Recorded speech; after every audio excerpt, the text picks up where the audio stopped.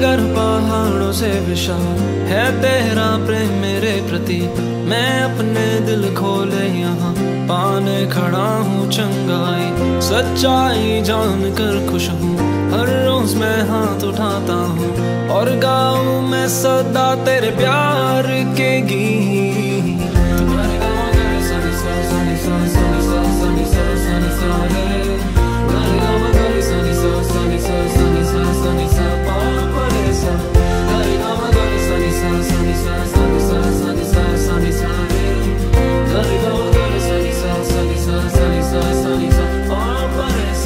सागर पहाड़ों से विशाल है तेरा प्रेम मेरे प्रति। मैं अपने दिल खोले यहाँ पाने खड़ा हूँ चंगाई। सच्चाई जान कर खुश हूँ, हर रोज मैं हाथ उठाता हूँ और गाऊँ मैं सदा तेरे प्यार के गीत। तेरे प्यार के गीत मैं गाऊँ, तेरे प्यार के गीत मैं गाऊँ।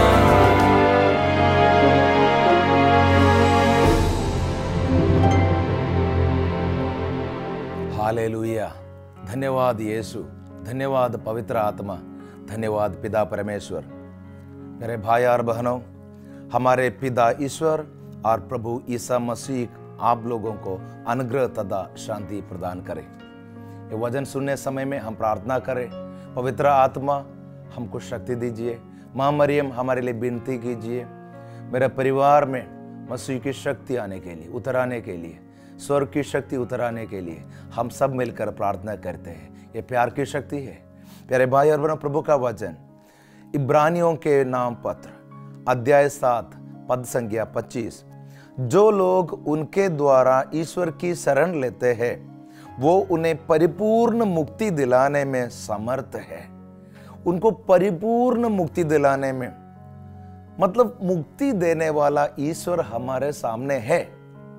ये वचन संगीत में भाग लेकर प्रार्थना करने समय में आपको ये विश्वास होना चाहिए कि मुक्ति देने वाला यीशु के सामने आप वचन सुन रहे, गीत गाते हैं, महिमा गाते हैं। ये आराधना के समय में आपको सोचना है कि ये मुक्ति आज अभी हमको मिल जाएंगे, स्वर्ग से दिया जाएगी। इसलिए प्यारे भाई और बहनों, ये वचन के ऊपर भरोसा रख के हम ये गीत गाएंगे। प्रभु का ये गीत है, अति सुंदर तू वर्णन से परे। कितना अच्छा है हमारा यीशु, समझे कैसे तेरा ज्ञान है। असीम कौन नापे तेरे गहरे प्रेम को, अति सुंदर तू वर्णन से परे है। इतना अच्छा है हमारा यीशु, इतना प्यार करते, वर्णन से परे है वो। प्रवक्ता ग्रंथ अध्याय 43 पद संख्या 32 से, शक्ति भर प्रभु की महिमा गाओ क्योंकि वो तुम्हारी स्तुति के परे है। कितना एक सच्चे वचन। और उसकी महिमा सालाध्य, पूरी शक्ति लगाकर उसकी स्तुति करते रहो। हालेलुया। धन्यवाद यीशु, धन्यवाद पवित्र आत्मा। आप दुर्बल होगा, कमजोर होगा, लेकिन आपका ईश्वर शक्तिशाली है। आप मुक्ति के लिए प्रार्थना कर रहे, आप नशा करने वाले व्यक्ति होगा, लेकिन आपके लिए एक मुक्तिदाता यीशु है। आप अपने शरीर में पाप करता होगा, लेकिन पाप मोचन देने वाला यीशु आपके सामने है। आप दूसरों पर दोष लगाने वाला व्यक्ति होगा, लेकिन आपके सामने पाप से मुक्ति देने वाला, आपके लिए कुर्बान किया जिंदगी, आपके लिए इंतजार कर रहे, खोया हुआ लड़का को इंतजार किया एक पिता था, वो पिता आपके सामने है। तो प्यारे भाई और बहनों, आप चिंता न करना, आप यीशु मसीह के सामने पूरे विश्वास के साथ प्रार्थना करना। प्रभु का वचन फिर से सुनिए, कुरिन्थियों के नाम दूसरा पत्र अध्याय 6 पद संख्या 17।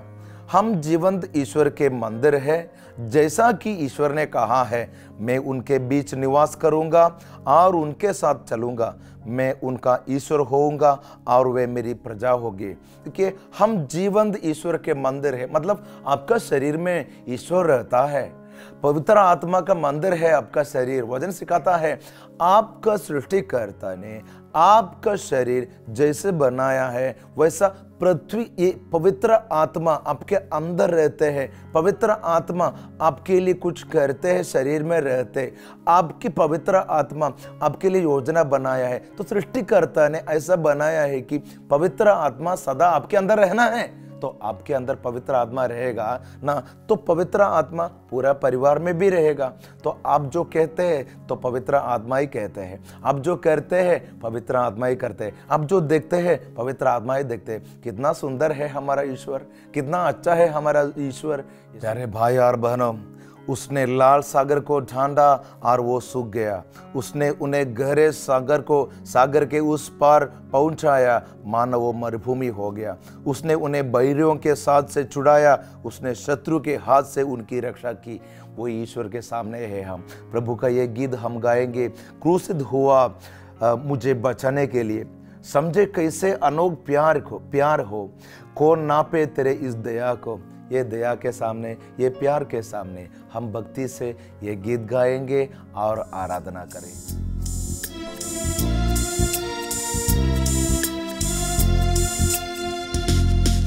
अति सुंदर तू वर्णन से परे, लफ्जों के लिए भी अद्भुत, बयान के भी है तू अपार,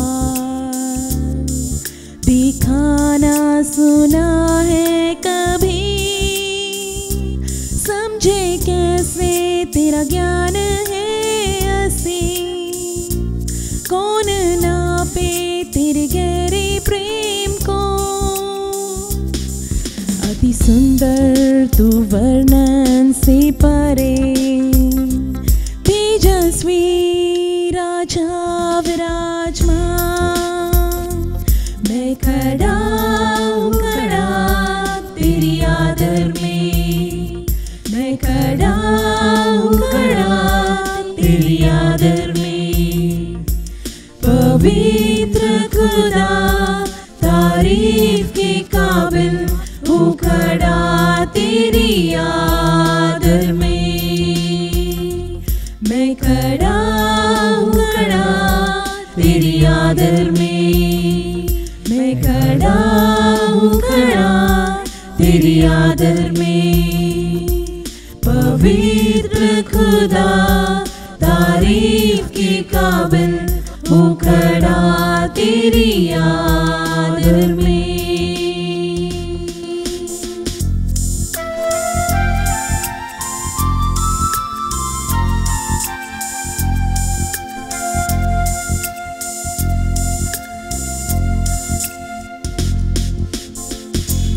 अति सुंदर तू वर्णन से परे,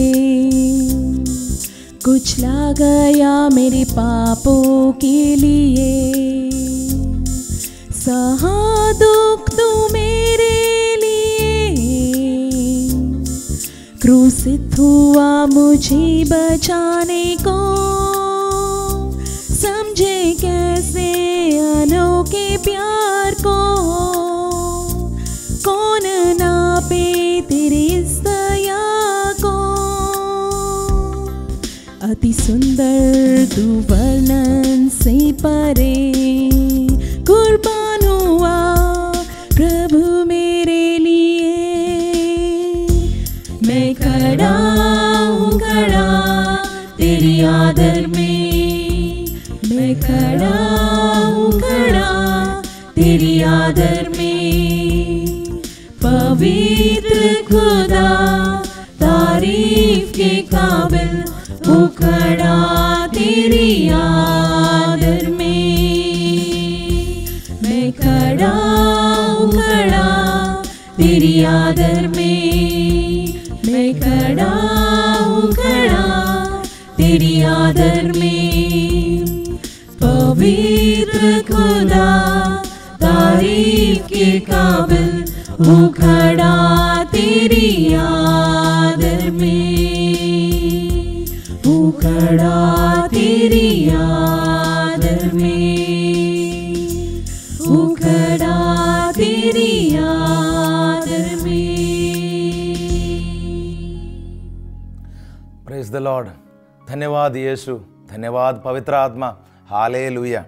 प्यारे भाई और बहनों, प्रभु का वचन संत लूकस अध्याय 6 पद संख्या 19। सभी लोग ईसा को स्पर्श करने का प्रयत्न कर रहे थे, क्योंकि उनसे शक्ति निकलती थी और सबको चंगा करती थी। मतलब मसीह के सामने जो व्यक्ति आए हैं उनको मसीह के स्पर्श द्वारा चंगाई मिला है। तो आप आज जहां है वहां से प्रार्थना करो, यीशु मसीह में आपके सामने आया हो, परिवार के साथ में आपके सामने आया हो, हम सब आपके सामने आए हैं। यीशु मसीह, वही शक्ति, वही कृपा, वही चंगाई मुझे भी मिलना है। प्यारे भाई और बहनों, एक गीत के साथ हम प्रार्थना करेंगे। आता हूँ तेरे पास, कहना चाहता हूँ तुझसे धन्यवाद अद्भुत कार्यों के लिए, आशीष जो तूने बरसाया है, धन्यवाद देता हूँ प्रभु। परिवार के साथ धन्यवाद देता हूँ प्रभु, मेरा काम आपने दिया है, पैसा आपने दिया है, ये शरीर आपने दिया है, जो भी हो परिवार आपने ही दिया है, ये घर आपने ही दिया है। यीशु मसीह, मैं धन्यवाद कहना चाहता हूँ। आप धन्यवाद कहोगे तो क्या होता है, आपकी ज़िंदगी में और आशीष बरसाने वाला है यीशु। प्रभु का वचन ये है, फिलिपियों के नाम अध्याय 4 पद संख्या 6, किसी बात की चिंता न करे, हर ज़रूरत में प्रार्थना करे और विनय तथा धन्यवाद के साथ ईश्वर के सामने अपने निवेदन प्रस्तुत करे। देखिए वचन, किसी बात की चिंता न करे। कोई भी व्यक्ति वचन सुन रहे, वचन सुनने के पहले उसके अंदर चिंता का कारण होगा, लेकिन वचन सुनने के बाद में वो चिंता का कारण निकल जाएंगे। क्यों? वचन की शक्ति से अब अद्भुत कार्य कर सकेगा, वो आपके सामने ये अद्भुत कार्य आपको देख सकेगा। देखिए, हर जरूरत में प्रार्थना करें और विनय तथा धन्यवाद के साथ ईश्वर के सामने अपने निवेदन प्रस्तुत करें। प्यारे भाई और बहनों, अभी हम सोचेंगे दो व्यक्तियों के बारे में।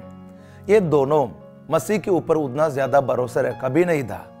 एक तो सामरी स्त्री थी और दूसरा है एक संत यूहन्ना अध्याय 5 में हम देख रहे हैं, वहाँ पे एक मनुष्य था जो 38 वर्ष से बीमार था। तो दो व्यक्तियों हम देख रहे हैं, एक तो सामरी स्त्री है और दूसरा है ये व्यक्ति, ये 38 सालों से बीमार था उनको। और ये दोनों के बारे में आप सोचिए, सामरी स्त्री बहुत सालों से उनका परिवार टूट गया है। देखो, 5 बार शादी हुई, 5 बार। पहला शादी समझो 3 साल का है, अगला 3 साल का है और 3 साल का है। देखो 5 मतलब 15 साल तो हो चुका है। तो ये 15 सालों से उनकी जिंदगी में कुछ शांति है ही नहीं, कुछ समाधान है नहीं, प्यार तो मिलता भी नहीं किसी से, और इसका दिल पूरा टूट गया होगा। देखो 15 सालों से आप अभी सोच रहे हैं, घर पे बैठ के और जहां भी हो आप सोच रहे हैं कि जिंदगी क्यों ऐसा होता है, कोई प्यार नहीं करते हैं, क्यों लोग ऐसा मारते हैं मुझे, क्यों लोग बुरा है। प्यारे भाई और बहनों, देखिए यहाँ पे 15 सालों से ज्यादा एक व्यक्ति जो है, इसका परिवार टूट गया है, 5 परिवार टूट गया है। आपको सिर्फ एक ही परिवार होगा, लेकिन इनका 5 परिवार टूट गए हैं। और उसके बाद में बहुत निराश के साथ था। प्यारे भाई और बहनों, यीशु मसीह उनको ढूंढने के लिए वो कुआं के सामने पहुंच गया। देखिए, ये सामरी स्त्री ने मसीह को ढूंढा नहीं, लेकिन यीशु मसीह ने उनको ढूंढने के लिए वो घर पे वो जगह पे पहुंच गया। और यीशु मसीह ने क्या किया, मसीह ने उससे बात किया। धीरे धीरे वही जिंदगी में आकर, वही जिंदगी में उनके हृदय में शक्ति दे दिया, समाधान दे दिया, और प्रभु ने उसको वापस दे दिया। कहाँ पे भेज दिया? वही जगह पे, वही घर पे, वहाँ पे निराश के साथ रहती थी, लेकिन यीशु मसीह जहाँ भेज दिया है वो जगह पूरा आशीर्वाद से भर गया, अनुग्रह के साथ वो वापस चला गया। प्यारे भाई और बहनों, अभी वचन सुनने समय में आपको भी यही सोचना है। दूसरा व्यक्ति के बारे में ये भी आप सोचिए, वहां एक मनुष्य था जो 38 वर्षों से बीमार था। एक्चुअली क्या होता है मालूम है, 1 साल हो गया, 2 साल हो गया, 5 साल हो गया या 10 साल हो गया, उसके बाद में कोई भी ईश्वर के ऊपर भरोसा नहीं रखेंगे, क्योंकि सोचेंगे ईश्वर है नहीं, वो तो मर गया है, मेरे जिंदगी में कुछ आशीर्वाद देने वाला नहीं। आप भी अभी ऐसा सोचता होगा कि ईश्वर आशीर्वाद देने वाला नहीं है। कितना सालों से मैं बुला रहे, पुकार के उनको बुलाया, लेकिन वो सुना ही नहीं। ऐसा नहीं है प्यारे भाई और वो आप सोच रहे हैं ना, वो गलत है। ऐसा नहीं सोचना है। 22 साल होगा, 20 साल होगा, 25 होगा, 30 होगा, 38 होगा, 50 भी होने दो, लेकिन यीशु मसीह आएगा। यीशु मसीह एक बार आएगा ना, तो आपको चमत्कार देख सकेगा। वचन सिखाता है, ईसा ने उसे पड़ा हुआ देखा और ये जानकर ही वो बहुत समय से इसी तरह पड़ा हुआ है। उससे कहा, क्या तुम अच्छा हो जाना चाहते हो? रोगी ने कहा, उत्तर दिया, महोदय, मेरे कोई नहीं है जो पानी के लहराते से ही मुझे कुंड में उतार दे। मेरे पहुंचने से पहले ही उसे कोई और उतर पड़ता है। ईसा ने उनसे कहा, उठकर खड़े हो जाओ, अपनी चारपाई उठाओ और चलो। उसी क्षण वो मनुष्य अच्छा हो गया और अपनी चारपाई उठाकर चलने फिरने लगा। प्यारे भाई और बहनों, अभी आप वजन सुन रहे हैं ना, आपको सोचना है कि ये वजन सुनने से, ये वजन की शक्ति से आपको भी चंगाई मिल जाएगा। ऐसा मत सोचना, ऐसा मत कहना कि बहुत सालों से मैं रोग से पीड़ित हूँ, ये बीमार से पीड़ित हूँ, फिर भी यीशु आने से सब ठीक हो जाएगा। संत यूहन्ना अध्याय 14 पद संज्ञा 1, तुम्हारा जी घबराए नहीं, ईश्वर में विश्वास करो और मुझ में भी विश्वास करो। विश्वास करना है। संत यूहन्ना अध्याय 10 पद संज्ञा 11, भला गडरिया मैं हूँ, भला गडरिया अपनी भेड़ों के लिए अपना प्राण दे देता है। इतना अच्छा ईश्वर आपके सामने है तो आप क्यों डरते हो? डरने का ज़रूरी है नहीं। बाइबल लेके खोलना है, बाइबल लेके पढ़ना है, गीत गाना है। हम प्रार्थना करें, यीशु मसीह में धन्यवाद देता हूँ मेरे ज़िंदगी के लिए, जीवन के लिए, अच्छा काम के लिए, अच्छा परिवार के लिए मैं धन्यवाद देता हूँ। कभी कभी मेरा ज़िंदगी टूट जाता है, फिर भी मैं बुलाता हूँ आपको, आ जाइए। धन्यवाद देता हूँ प्रभु। ये गीत के साथ प्रभु ने आपको जो भी दिए हैं, जो भी चिंता का कारण आपके अंदर है, ये सब कुछ समर्पण करते हुए धन्यवाद के साथ प्रार्थना कीजिए, यीशु आ रहा है।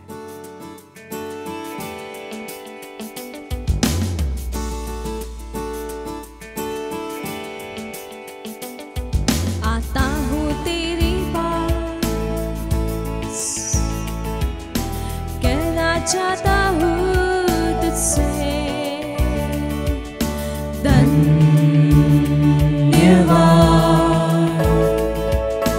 धन्यवाद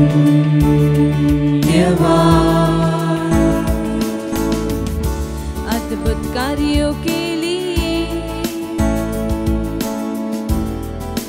आशीष जो तू बरसाता। धन्यवाद,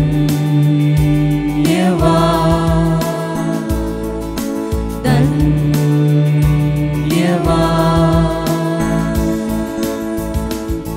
कृतज्ञ दिल से स्तुति गीत गा के, बाहें फैला के, हाथ उठा के धन्यवाद यीशु तेरा धन्यवाद,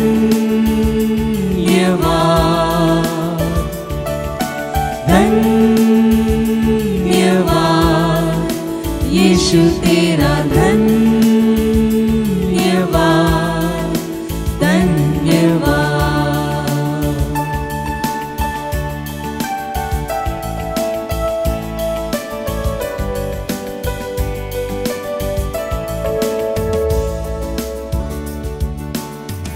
सारी कृपा के लिए तूने अंधियारे को रोशन किया। धन्यवाद,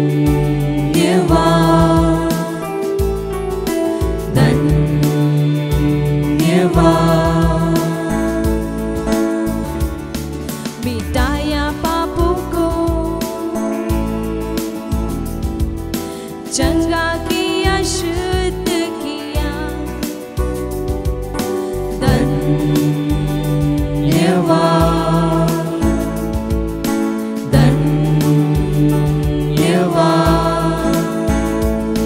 कृतज्ञ दिल से स्तुति गीत गा के, बाहें फैला के, हाथ उठा के धन्यवाद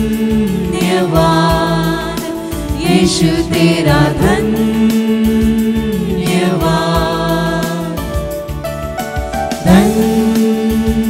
धन्यवाद यीशु तेरा धन्यवाद, धन्यवाद।